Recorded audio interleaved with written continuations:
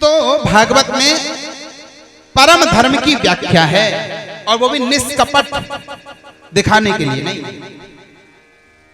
जिसे नानक जी ने हृदय का स्मरण बताया है, और नारद जी ने भक्ति सूत्र में लिखा है वो धर्म कैसा होता है, बोले मुंह का स्वादनवत।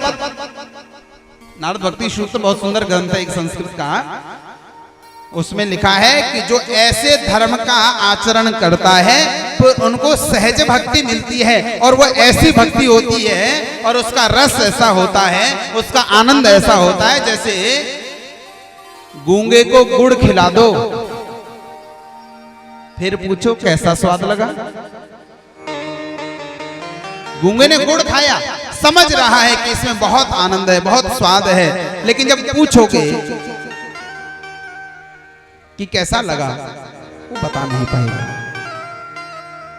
गूंगा क्या बताएगा, लेकिन हाँ वो अनुभव कर रहा है।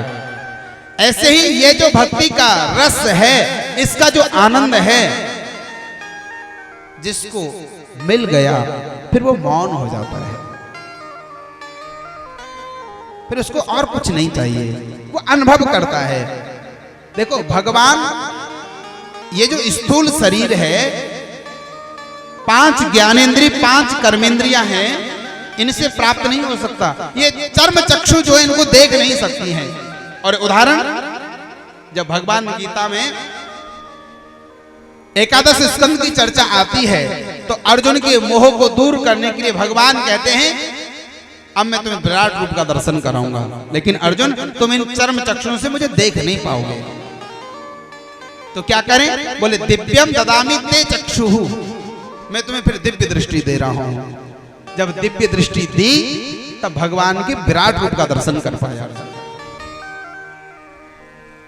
रामायण में तो लिखा है कि गो गोचर जहां तक नहीं, भगवान इन इंद्रियों से प्राप्त होने वाला नहीं है। लेकिन हाँ ये बात भी जरूर है कि जैसे सीढ़ी के 2 काम होते हैं, चढ़ना भी सीढ़ी का काम है और उतरने का भी सीढ़ियों के द्वारा ही होता है। ऐसे भगवान भले नेत्रों से न दिखें, लेकिन हाँ भगवान चाहें तो इन नेत्रों को दिख सकते हैं। प्रेम से बोलो राधे राधे। तो भगवान निष्कपट के द्वारा प्राप्त होते हैं। लेकिन एक प्रसंग मिलता है और आप सब जानते हो उस प्रसंग को।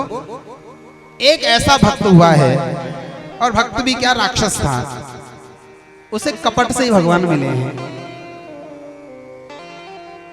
बड़ा अद्भुत प्रसंग है, आप सब जानते हैं। और उसने घोषणा की थी कि सबसे बड़ा भाग्यशाली मैं हूं। ना नारद, ना अत्रि, ना वशिष्ठ, ना विश्वामित्र, कोई मुझसे बड़ा भाग्यवान नहीं है। और बड़ी सुंदर कथा है रामचरितमानस की, और वह कोई और नहीं था, मारीच था। मारीच की घोषणा है, रामचरितमानस पढ़ना आप। और कैसा कपट करके आया, रूप बना लिया सोने के मृग का। मारीच जब आता रावण के कहने से स्वर्ण हिरण बन करके आया, और लीला स्वरूप जानकी ने उसकी याचना की है। राम जी धनुष बाण लेकर के जब उसके पीछे दौड़ने लगे हैं, लक्ष्मण जी को जानकी की रक्षा पर उपस्थित करके, लेकिन जब मारीच दौड़ रहा था आगे आगे और पीछे पीछे श्री राम धनुष पर बाण चढ़ा करके जा रहे थे, और मारीच जानता था कि आज बचूंगा नहीं, राम के बाण से मेरी कोई रक्षा नहीं कर सकता है। तब मारीच ने कहा था, देखो देखो दुनिया के जितने संत हैं उन सबसे ज्यादा भाग्यवान मैं हूं। बोले तुम कैसे हो? क्या साधना की है, कौन सा तप किया है, कौन सा भजन किया है, क्या किया है? तब मारीच ने कहा था कि दुनिया भगवान के पीछे दौड़ती है, और वही भगवान आज मेरे पीछे दौड़ रहा है। वही भगवान मेरे पीछे, और ये हुआ है।